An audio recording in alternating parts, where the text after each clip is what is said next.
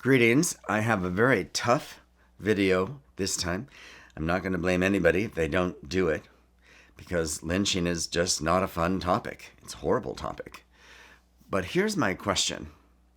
If the Germans started to abolish all traces that the Holocaust ever took place in time, would that ever be okay?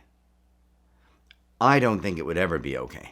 I think we have to acknowledge the things we have done, good and bad, in every country's history. I don't think we can just ignore the bad. If we erase everything that the United States has ever done to the Native American or the black experience in America was just erased, that would never be okay, any more than it would be okay for the Germans to say the Holocaust never happened. And that's why I'm doing this video.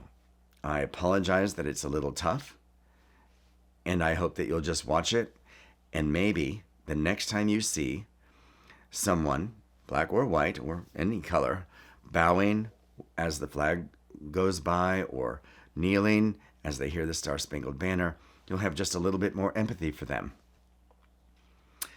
My biggest objective in this whole idea of doing these videos is to give you perspective and to help you empathize, because if we did that, had more perspective, and empathized more, we'd be a better, kinder country, world.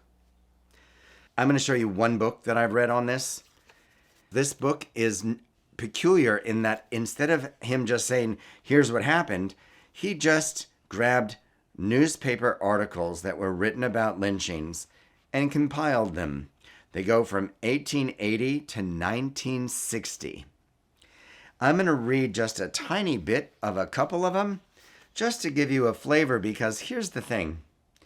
If you look at lynchings, here's where the crime part of it comes from, outside of the actual murder itself.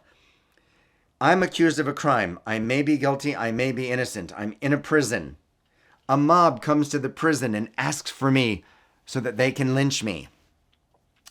The lawmen, the armed lawmen who are guarding me at the prison, let the mob take me.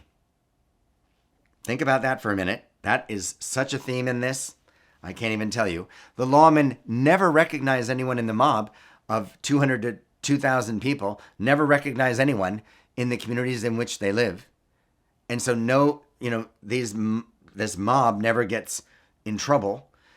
The mob sometimes takes innocent people and kills them, and nothing of consequence happens to the mob because the lawmen don't recognize them.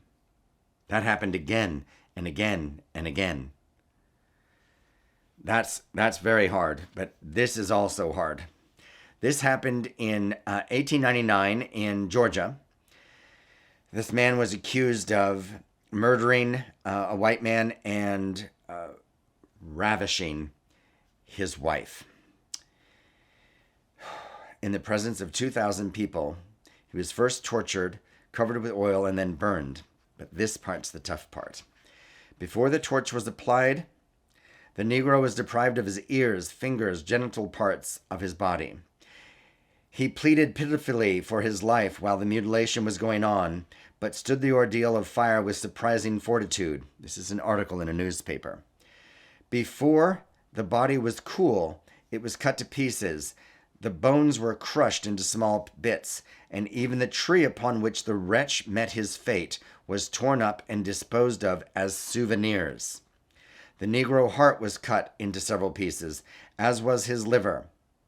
Those unable to obtain the ghastly relics paid direct 25 cents for pieces of bones. A bit of liver crisply cooked was sold for 10 cents.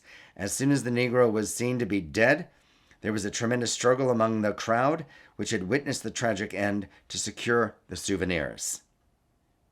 A rush was made for the stake in which he was burnt. So, in reading this book, understand that I read that a witness watched people bring children in strollers to observe this. Grandmothers dancing a jig around the fire of a man burning to death. The crowds of 2,000 1,000, 300, cheering, shooting the bullets into the body before and after he was dead. The number of times I read riddled with bullets is in the hundreds. All I can tell you is even the titles of these articles, this one in 1933, Heart and Genitals Carved from a Lynched Negro's Corpse. That's the title of the report. Nearly dead strikebreaker, seized from a hospital, and then hanged. A Negro was ambushed and lynched for writing a white girl. Not for doing anything more than writing, just writing. Fairgrounds of flagpole scene of a double lynching. And I always find it startling that someone can witness this and not one single time write down any of the people who perpetrated the crime. Specifically, this is his line. He says, I have attended in my capacity as a reporter at least 12 lynchings, and at least 2 of these occasions I've seen as many as 3 Negroes lynched in 1899.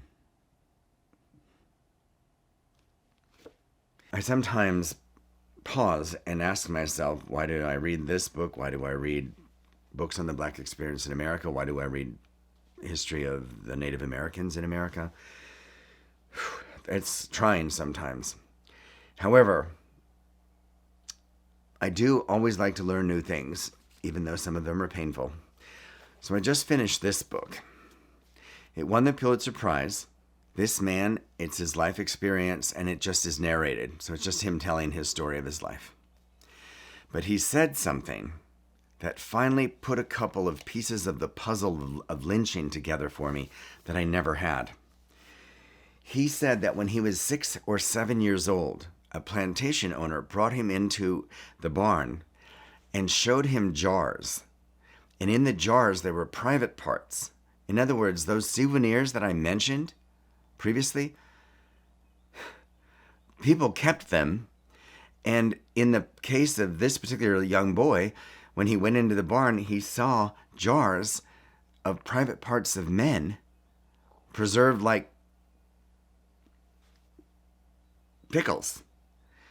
And what the man said to him was, you see that jar over there? That's old John. That one, old Tom. That one, old Bill. You know, they did things they shouldn't have done. That's them. Don't let this be you. Don't let this be you. To a 6 and 7-year-old looking at a jar of private parts of people he knew.